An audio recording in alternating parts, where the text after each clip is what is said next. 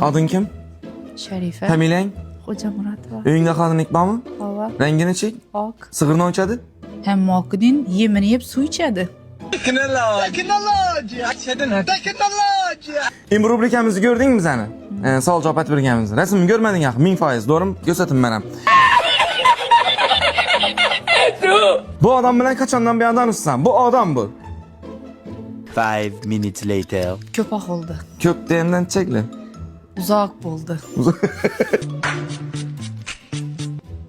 Bu odamni Hind aktyorlaridan kimga o'xshatasan? Amir, Akbar, Anfari, Amir. Yo'q, bunga emas. Kim? Ya, Charlie Chaplin o'xshataman. Hind Kurtuba.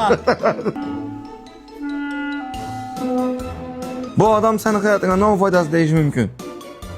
O'zi hayotima girganlarning hech qaysisini bir tillik xayri yo'q, bir sürü bexayrlar girgan hayotima. Ha, bu shu bexayrdir. Qaysi chiqaning bu odam yaxshi ko'radi? Ina? Amira. Amira, Amira Amira. pastel satadım buna. Yo'q. Pastel dikan bir. Amira çıkan pastel satadım buna.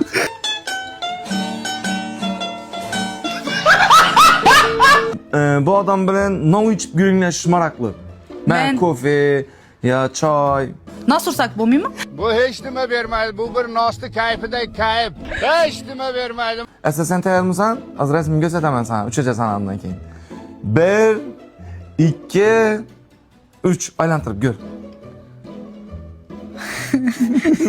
Seni kim vurup gitti Hamza? Sharifa, endi sen menga umuman kerakmisan. Endi Yuragiga yetib bordi. keyingi savol javob aytadi, o'ynash savol javob aytadi. Tempe 45. Tem 45 bo'lsinmi? Gülü gülü 55 bilen. Hamza. Sen hammangizga Ahmet Dilimen. omad tilaymiz. 2 yumurta bilen.